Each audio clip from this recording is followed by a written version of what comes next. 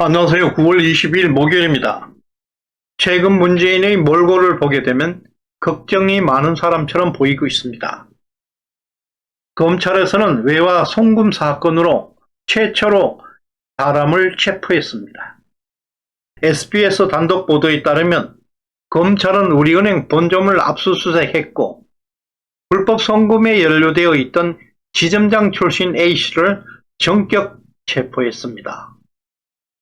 법원에서 체포영장을 발부했다는 것은 이 사건이 얼마나 중대한 것인지 짐작할 수 있게 합니다.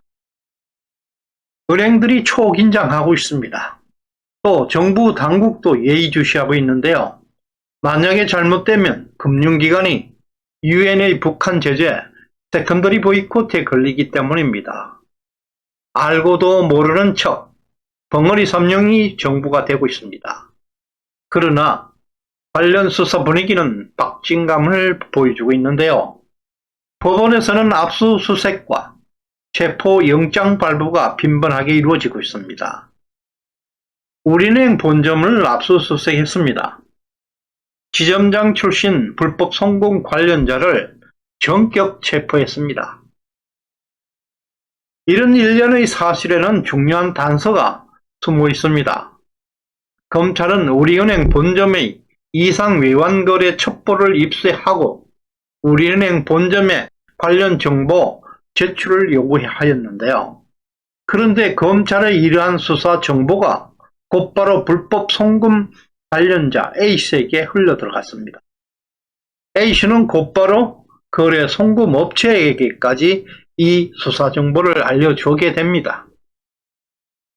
이와 같이 우리은행 내부에는 검찰의 수사 정보까지 빼돌릴 만큼 조직적 세력이 있다는 반증입니다.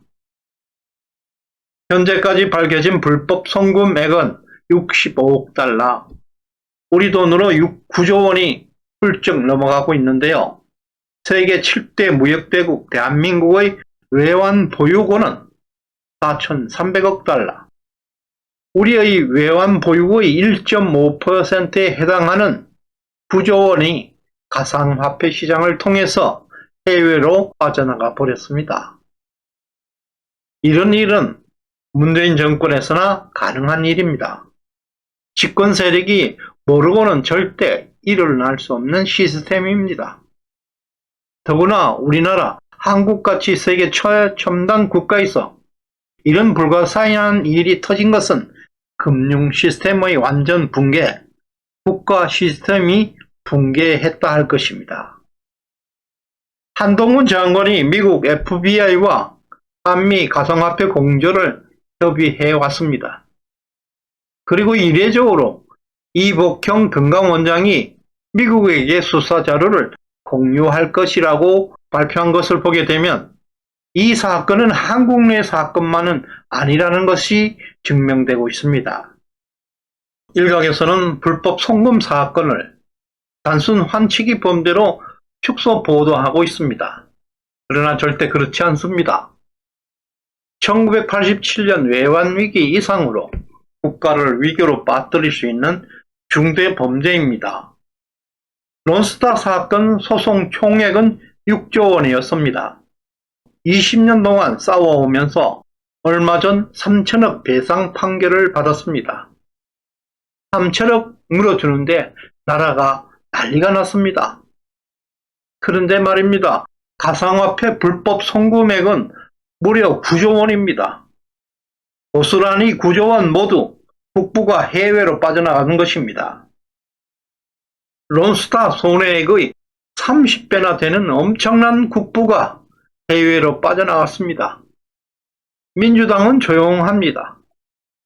김의겸 대변인은 묻지도 따지지도 않습니다.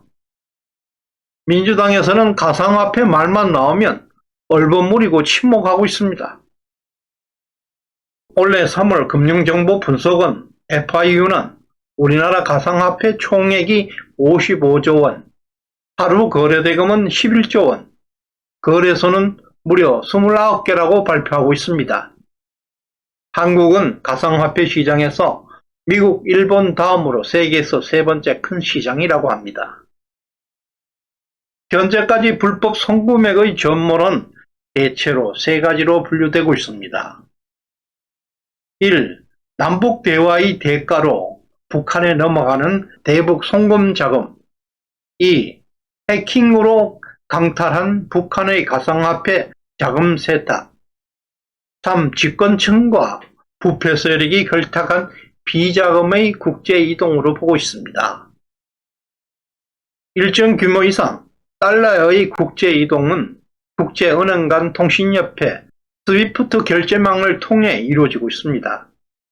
규모가 큰 자금이동은 미국 정부 당국이 파악하고 있고 한국도 금융정보분석원을 통해서 2천만 원 이상 현금과 5만 달러 이상의 송금에 대해서는 전액 추적하고 있습니다. 그러나 마약과 비자금, 정치자금, 조세 회피자금 등등 비정상적인 불법 자금들은 정부의 추적을 피할 수 있는 가상화폐 이용이 급증하고 있습니다. 특히 북한은 해킹 전담팀까지 운영하고 있는데 가상화폐를 해킹하고 있습니다. 한국 정부는 가상화폐 관련해서 미국 FBI와 공조하고 있다는 것을 진도 부정하지도 않아 왔습니다.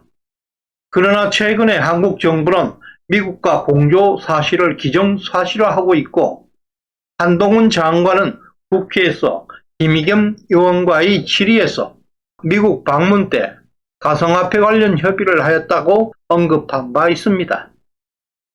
또 이복형 금강원장은 기자회견에서 대놓고 미국 정보 당국에 우리나라의 가상화폐 정보를 제공할 것이라고 말했습니다. 가상화폐는 블록체인 기술에 기반하고 있기 때문에 정부의 어떤 간섭 없이도 통용될 수 있는 탈중앙집권화 화폐입니다.